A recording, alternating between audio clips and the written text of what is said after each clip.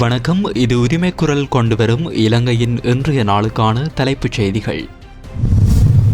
வீடு ஒன்றின் மீது மண்மேடு சரிந்து வீழ்ந்ததில் 4 பரிதாபமாக உயிரிழப்பு.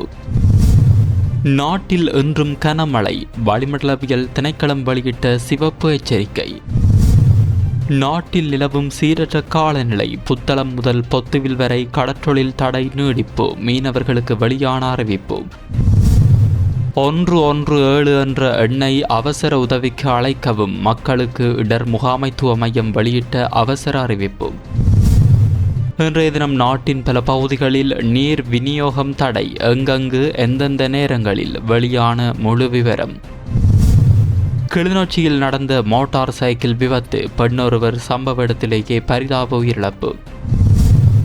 மகர சிறை மோதல் சம்பவம், உயிரிழந்த கைதியின் மரணத்திற்கான காரணம் வெளியானது. இலங்கையின் சிறைச்சாலை அமைப்பு கடுமையாக சீர்குலைந்து விட்டது, பெரும் கவலையில் ஜிஎல் பேரிஸ். இலங்கைக்கு கிடைத்த பெரும் பாராட்டு, அரசாங்கத்திற்கு காத்திருக்கும் முழு ஒத்துழைப்பு, வெளியான தகவல். அவை எமது தலைப்புச் செய்திகள். இனி தொடர்பான விரிவான செய்திகளுக்குள் செல்லும் முன்னர் நீங்கள் எமது செய்தி சேவைக்கு புதியவர் என்றால் இப்போதைய எமது செய்தி தளத்தை சப்ஸ்கிரைப் செய்து இணைந்திருங்கள்.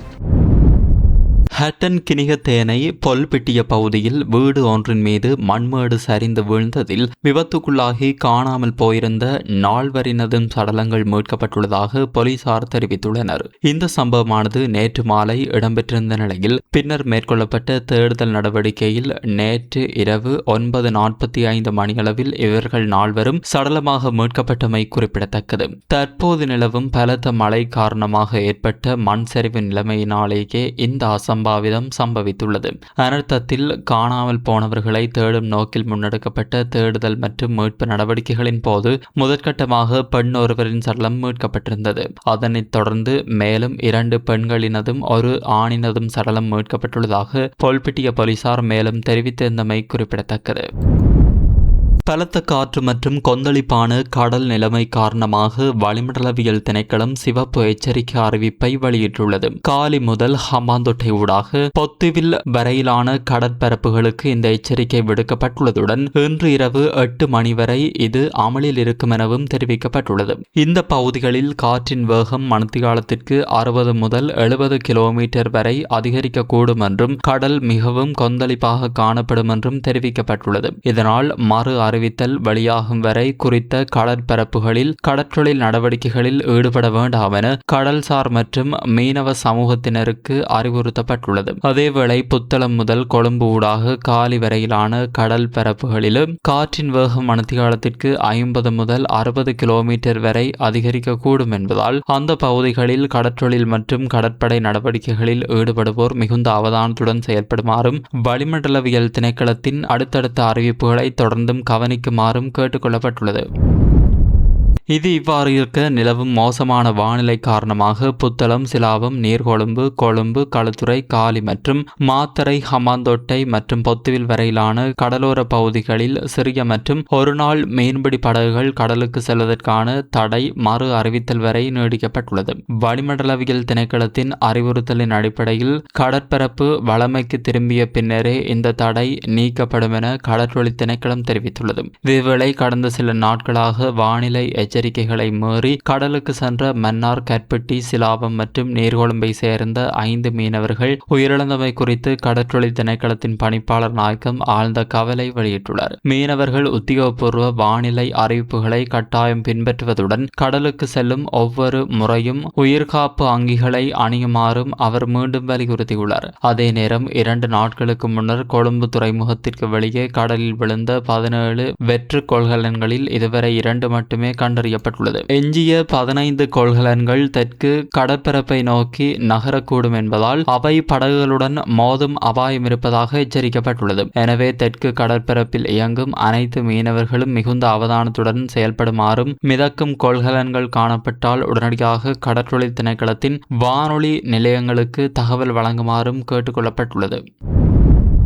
மகாவலி கங்கையின் நீர்மட்டம் தொடர்ந்து அதிகரித்து வருவதால் பல பகுதிகளில் வெள்ள நிலைமை ஏற்படக்கூடும் என இடர் முகாமைத்துவ மையம் எச்சரிக்கை விடுத்துள்ளது. பேராதனை, கம்பளை மற்றும் நாவலப்பட்டி உள்ளிட்ட பகுதிகளில் நீர்மட்டம் கணிசமாக உயர்ந்துள்ளதாக இடர் முகாமைத்துவ மையத்தின் பணிப்பாளர் நாயகம் ஓய்வு பெற்ற மேஜர் ஜெனரல் சம்பத் கொடுவேகொட தெரிவித்துள்ளார். உடுநுவர, உடபலாத, யடிநுவர, கங்கா இகழ கோரளை, பஸ்பாகே கோரளை மற்றும் கங்கவட்ட கோரளை ஆகிய பகுதிகள் தற்போது சிறியளவிலான வெள்ள அபாயத்தை எதிர்நோக்கியுள்ளதாகவும் தெரிவிக்கப்பட்டுள்ளது. பாதிக்கப்படக்கூடிய பகுதிகளில் அவசர மீட்பு மற்றும் பாதுகாப்பு பணிகளுக்காக முப்படையினரும் காவல்துறையினரும் பணியில் ஈடுபடுத்தப்பட்டுள்ளனர். தேவையெனில் பொதுமக்களை பாதுகாப்பான இடங்களுக்கு வெளியேற்றுவதற்கான அனைத்து முன்னெச்சரிக்கை நடவடிக்கைகளையும் மேற்கொள்ளுமாறு மாவட்ட அதிகாரிகளுக்கு அறிவுறுத்தப்பட்டுள்ளது. அவசர நிலைமைகள் ஏற்பட்டால் இடர் முகாமைத்துவ மையத்தின் 117 என்ற அவசர உதவி இலக்கத்தை தொடர்பு கொள்ளுமாறும் பொதுமக்களிடம் கேட்டுக்கொள்ளப்பட்டுள்ளது.